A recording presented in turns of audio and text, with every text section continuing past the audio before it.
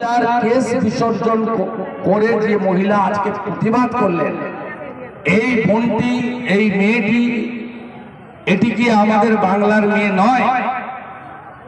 এর একমাত্র সলিউশন হচ্ছে মমতা ব্যানার্জিকে তার সপরিবারকে চুরির দায়ে জেলে ঢোকানো আর নবান্ন থেকে ভোটের মাধ্যমে হারিয়ে ঘাট ধরে গণতান্ত্রিক ব্যবস্থাপনার মধ্য দিয়ে বিসর্জন দেওয়া। না, এই চোরের প্রশ্নের উত্তর আমি দেব না। আমি নর্দমার কিটের প্রশ্নের উত্তর দেব না।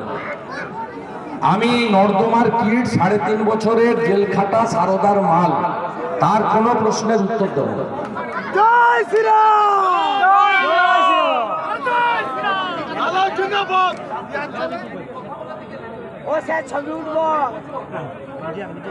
চোর এখন ট্যাগলাইন, মমতা চোর, মমতা চোর, মমতা চোর, চোর মমতা, চোর মমতা, চোর মমতা, চোর মমতা, চোর মমতা,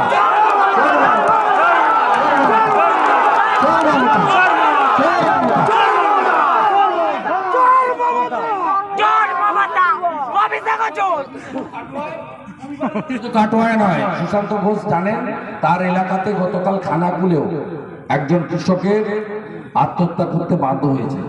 আলু এবং আমন না তোলার ফলে এটা হয়েছে। আমি বৃষ্টির জন্য দায়ী করব না কোনো সরকার, রাজনৈতিক দলকে। এর আগে আমরা দেখেছি, আমরা গাঁয়ের লোক, এর আগে এই ধরনের ঘূর্ণাবর্ত এলে 3 দিন 4 দিন ধরে প্রচার হয় যে তাড়াতাড়ি বেশি লোক লাগিয়ে মাঠের ধানটা তুলে নেন, এই সময় আলু বীজটা দেবেন না। কয়েকদিন পরে দিন এই ঘূর্ণিঝড়টা কেটে গেলে আমার একটা কৃষক বলুন কোনো মাইকে কোনো এলাকাতে প্রচার হয়েছে? আমরা টিভিতে, FM এ কোথাও দেখিনি। এটা কি সরকারের দায়িত্ব নয় যে 7 দিন আগে থেকে সতর্ক করা যে তামিলনাড়ু, অন্ধ্রপ্রদেশে ঘূর্ণিঝড় আসছে, তার প্রভাবে এখানে প্রচুর বৃষ্টি হবে, তুমি আমন ধানটা তাড়াতাড়ি তুলে নাও? এটা কি সরকারের দায়িত্বের মধ্যে পড়ে না? সরকার কি আপনাদের বলতে পারেনি পঞ্চায়েত ব্যবস্থাকে দিয়ে বা বিডিও অফিসকে দিয়ে, এগ্রিকালচার অফিসকে দিয়ে, যে ভিলেজ পুলিশ আছে প্রত্যেকটা জিপিতে, টোটোতে মাইক লাগিয়ে গাড়ি থেকে টাকা তোলার সময় লাইনে দাঁড়িয়ে থাকে, বলতে পারে না যে এই সময় আলু ফেলবেন না, বীজগুলো গেছে, সাধারণ গরিব মানুষরা কোথেকে পাবেন? এরপরে তো আলুর দাম পাবেন না, বস্তায় 600-700 টাকা করে পাকা আলুগুলো তুলে নিয়ে গিয়ে আপনার চোর যারা আছে আপনার হিমঘরে রাখবে, তৃণমূলের যতগুলো চোর বসে আছে তারা সব হিমঘরের ভিতরে রাখবে, ঠিক সময় সময় আলুগুলো বের করবে।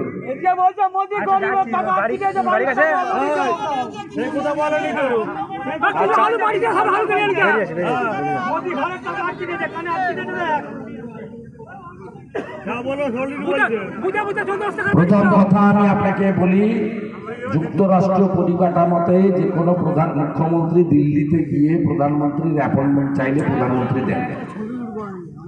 উনি বছরে এরকম 2 বার করে দেখা করেন এবং ভাঙা রেকর্ড বাজান।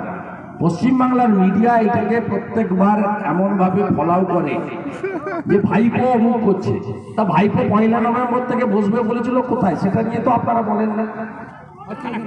আপনারা মুখ্যমন্ত্রী দিল্লি গেলে তো কার হয়ে গেছে, দিল্লিতে যাবে, ইন্ডির পিন্ডি চটকে গেছে। আমি বলবো ইন্ডি জোটের নেতাদের দিয়ে গয়ায় গিয়ে একবার পিণ্ড দান করে আসে।